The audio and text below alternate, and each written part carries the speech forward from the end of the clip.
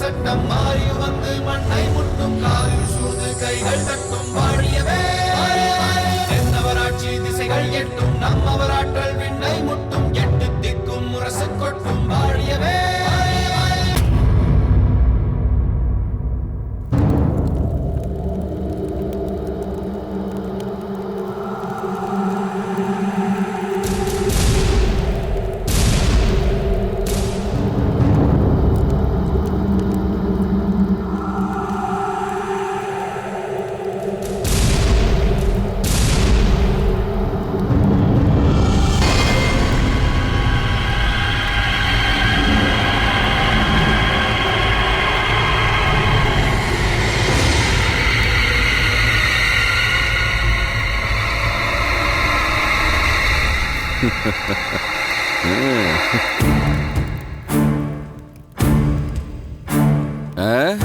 நில்லுங்கள். இவர் புலவர் காரிக்கண்ணனார் தானே? ஆமாம். கரிகாலரின் அன்பிற்குரிய நண்பராக இருந்த அதே காரிக்கண்ணனார் தானே? அவரேதான். கரிகாலரின் பெருமையை கவிதைகளாக பாடி குவித்த அதே புலவர் காரிக்கண்ணனார் தானே? அதுவும் சரிதான். ஆனால் தாங்கள் ஏன் இப்படி இதையெல்லாம் சொல்லி சொல்லி துருவி துருவி கேட்கிறீர்கள் என்றுதான் புரியவில்லை. இல்லை, கரிகாலர் வேறு யாரையாவது கொண்டு வருவதற்கு ஆணையிட்டு அது உங்களுக்கு புரியாமல் இவரை மாற்றி கொண்டு வந்து விட்டீர்களோ என்ற சந்தேகம். அப்படியெல்லாம் ஒன்றுமில்லை. நேருக்கு நேராக நின்று மன்னரே சுட்டி காட்டியதால் தான் இவரை சிறைப்பிடித்தோம். வாருங்கள். நில்லுங்கள் நில்லுங்கள். அதற்குள் என்ன அவசரம்? எப்படியும் அவரை உள்ளே அடைக்கப் போகிறீர்கள். சிறிது நேரமாவது அவர் வெளியில் நின்று என்னோடு பேசிக் கொண்டிருந்தார். அது வரையிலாவது அவர் வெளிக்காற்றை சுவாசிப்பார் அல்லவா? இப்படியெல்லாம் இங்கு நின்று வெகு நேரம் பேசிக் கொண்டிருக்க முடியாது என்பது உங்களுக்கு தெரியாதா? அதிக நேரம் நிற்க வைத்து உங்களுக்கு சங்கடத்தை ஏற்படுத்துவேனா என்ன? அப்படியெல்லாம் செய்ய மாட்டேன். ஓரிரு வார்த்தைகள் தான். என்ன கேட்க வேண்டும்? சீக்கிரம் கேளுங்கள். இவர் என்ன குற்றம் செய்தார்? எதற்காக மன்னர் இவருக்கு சிறை தண்டனை விதித்திருக்கிறார்? முறைப்படி பார்த்தால் இவர் செய்த குற்றத்திற்கு காராகிரகம் என்ற இருட்டறையில் தான் அடைக்க வேண்டும். இருப்பினும் இவர் புலவர் என்ற காரணத்தினால் போதுமான வசதிகள் கொண்ட தனிமை சிறைக்கு இவரை அழைத்துச் செல்கிறோம். தாங்கள் இருக்கும் அறைக்கு பக்கத்திலேயேதான் இவரும் இருக்கப் போகிறார். அறை என்று சொல்லாதே, சிறை என்று சொல். அப்படி இவர் யாருமில்லாத தனிமை சிறையில் அடைக்கும் அளவிற்கு என்ன குற்றம் செய்தார்? ராஜ துரோகம். என்ன என்ன ராஜ துரோகமா? புலவர் காரிக்கண்ணனாரா செய்தார்? இதை கேட்டால் பூம்புகாரில் உள்ள பச்சை குழந்தை கூட கை கொட்டி சிரிக்குமே. அப்படி இருக்க உங்கள் மன்னரே இவரை பற்றி அப்படி கூறி சிறைப்படுத்த சொன்னாரா? இதில் ஒன்றும் ஆச்சரியப்படுவதற்கில்லை. என்ன? நான் உங்கள் மன்னரின் தங்கைக்கு கணவன். மைத்துனனான என்னையே சிறையில் வைத்தவருக்கு புலவரை பற்றி மட்டும் என்ன அக்கறை இருக்க போகிறது? அவருக்கு நல்லவர் யார் கெட்டவர் யார் என்ற பாகுபாடெல்லாம் தெரியாது. சாம்ராஜ்ய வெறிகொண்ட கரிகாலர் அனைவரையும் தனக்கு அடங்கிய அடிமைகளாகத்தான் கருதுவார். நிறுத்து விஜயபூபதி, நிறுத்து. மாமன்னர் ஏன் உன்னை சிறையில் அடைத்திருக்கிறார் என்பது இவர்களுக்கு வேண்டுமானால் தெரியாமல் இருக்கலாம்.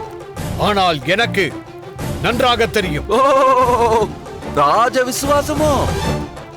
ராஜ துரோகி என்று குற்றம் சாட்டி சிறைக்கு வந்த பிறகும் ராஜ விசுவாசம் மட்டும் மாறவில்லை போல இருக்கிறதே. கொண்டு போங்கள் கொண்டு போங்கள். இங்குதானே இருக்க போகிறார். பிறகு சென்று அவரிடம் பேசிக் கொள்கிறேன். வாருங்கள்.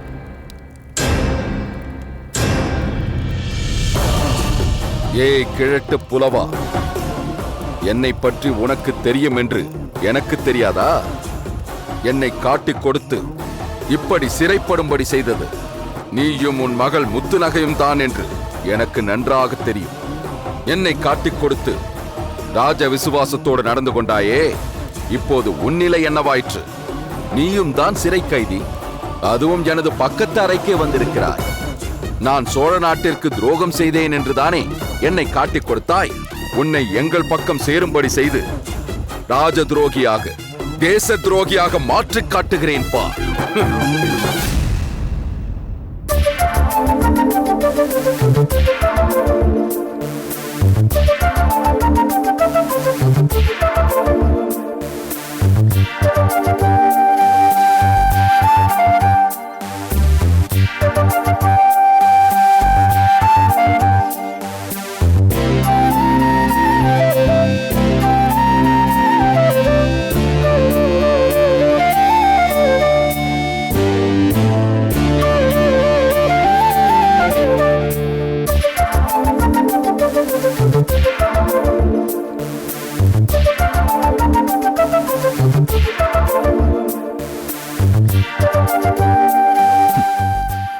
கருங்குழலி, என் காதல் விளையாட்டு ஆரம்பமாகிவிட்டது. என் திட்டத்தின் முதல் படியான காதல் என்ற விளையாட்டின் ஆரம்பம். வெற்றியா இல்லை தோல்வியா?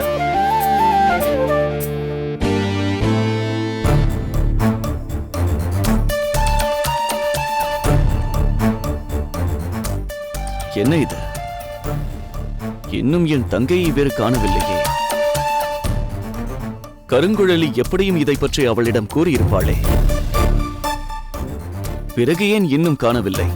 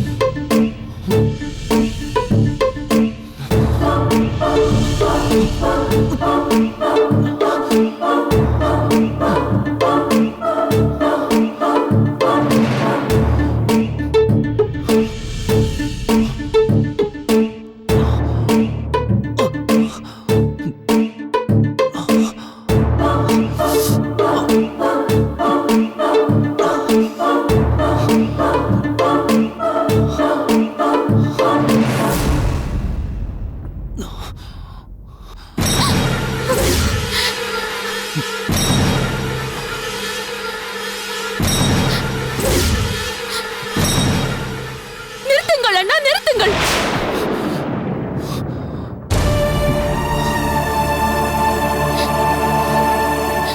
இதென்ன விபரீதம்?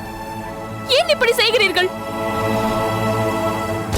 என்னை நம்ப மறுக்கும் உன் தோழி கருங்குழலிக்கு என் நிலையை புரிய வைக்க எனக்கு வேறு வழி தெரியவில்லை. அதற்காக இப்படி இரத்த காயமா செய்து கொள்வது? என்ன செய்வது? கண்ணீரால் என் காதலை தெரிவித்தேன். அவள் புரிந்து கொள்ளவில்லை.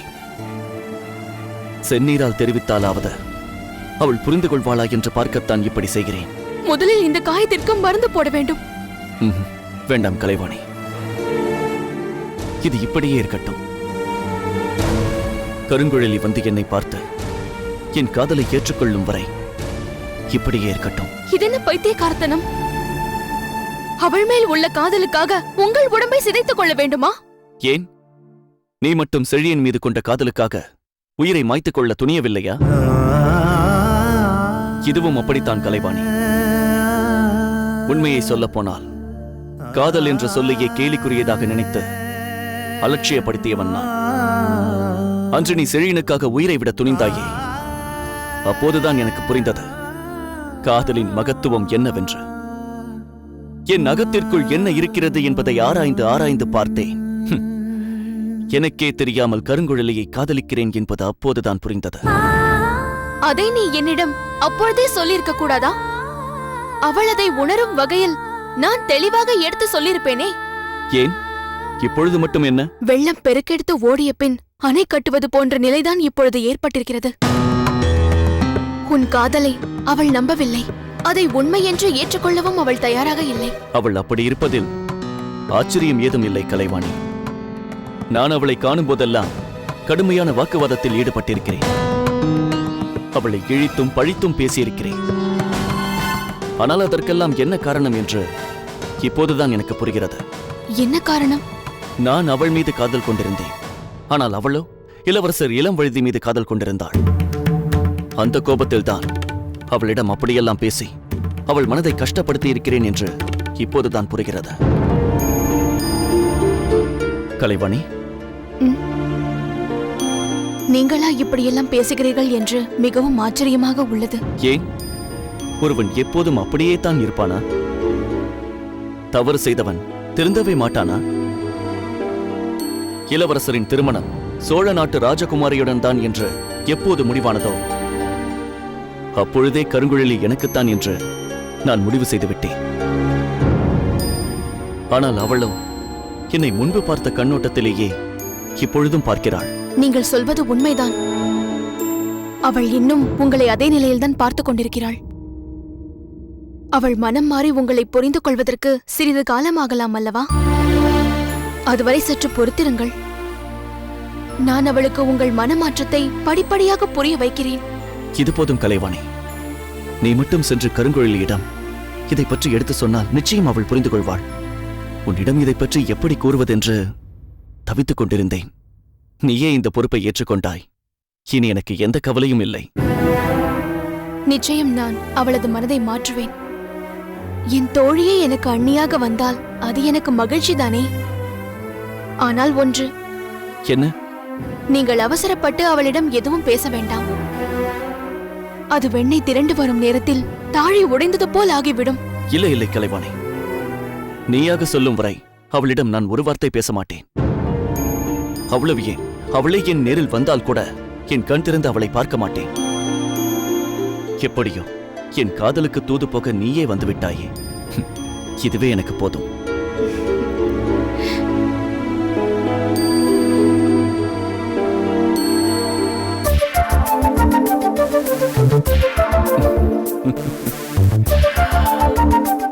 கருங்குழலி, இனிமேல் எனக்கு எப்பொழுதும் வெற்றிதான்.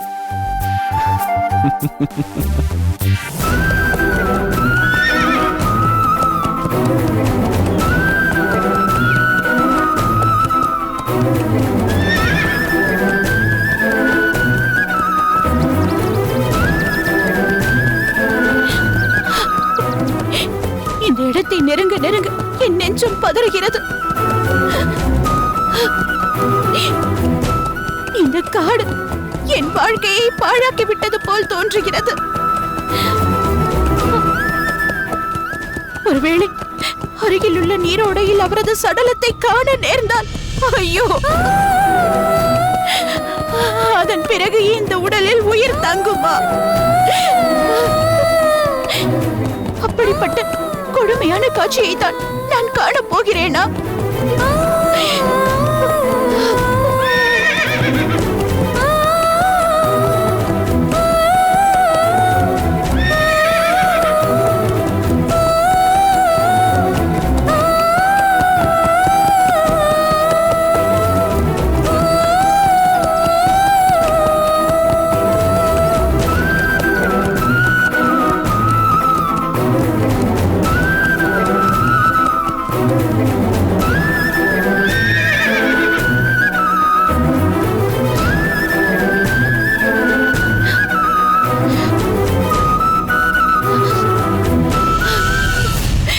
ஒருவேளை அவர் அருகில் தனக்கு உதவி புரிபவர் யாரும் இல்லாமல் குற்றுயிரும் கொலையுயிருமாக மரணத்தோடு போராடி கொண்டிருந்தால், ஐயோ, அந்த நிலையில் அவரை காண நேர்ந்தால் கூட போதுமே.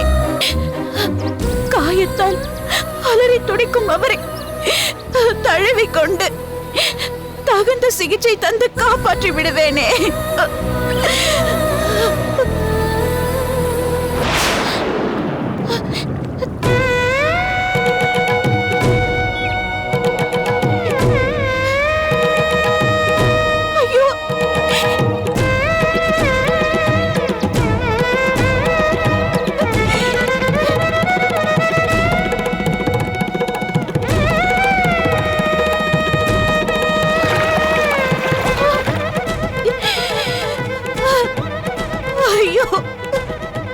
இவ்வளவு உதிரம் கொட்டும் அளவிற்கு அந்த கொடியவர்கள் அவரை தாக்கி இருக்கிறார்களே. இவ்வளவு காயத்தோடு விழுந்து கிடந்தவரை நீரிலே தூக்கி போட்டிருந்தார்கள் என்றால் அவர் எப்படி தப்பித்திருக்க முடியும்? இல்லை, நான் மண்டபத்திற்கு சென்று பார்க்க வேண்டும்.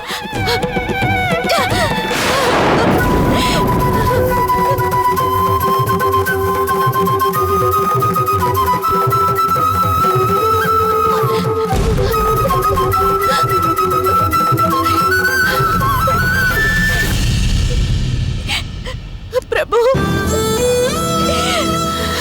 பிரபு, உங்களுக்கு என்னவாயிற்று? எங்கு தேடியும் உங்களை காணவில்லையே. அங்கு நீரோடையில் நீங்கள் அணிந்த ஆடை ரத்தக்கரையோடு கிடக்கிறது. எங்கும் உங்களை காணவில்லை. நான் என்ன செய்வேன்? ஒருவேளை அந்த இரும்புவேல் ஆள் கூறியது போல ஆகியிருக்குமோ? இருக்கக்கூடாது, இருக்கக்கூடாது. பிரபு, உங்களுக்கு எதுவும் நேர்ந்து இருக்காது.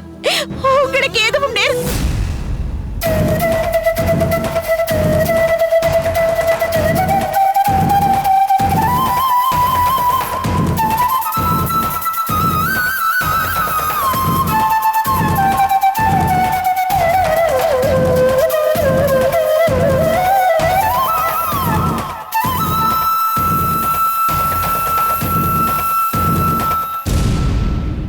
இந்த மண்டபத்தில் ஒரு வீரன் குற்றுயிராக கிடந்தான். யாரும் துணை இல்லாமல் செத்துக் கொண்டிருந்த அவனை தூக்கி பிழைக்க வைக்க முயன்றும் முடியவில்லை. நீ யார் என்று கேட்டபோது வீரபாண்டி வீரபாண்டி என்று பதட்டத்தோடு சொன்ன அவன் மிகுந்த பரிவோடு முத்து நகை என்று சொல்லியபடி உயிரை விட்டான். பிரபு, மண்டபத்திற்கு அருகே அவன் சடலத்தை புதைத்துவிட்டு சென்றோம். இங்க நம் வழிபோக்கர்கள்.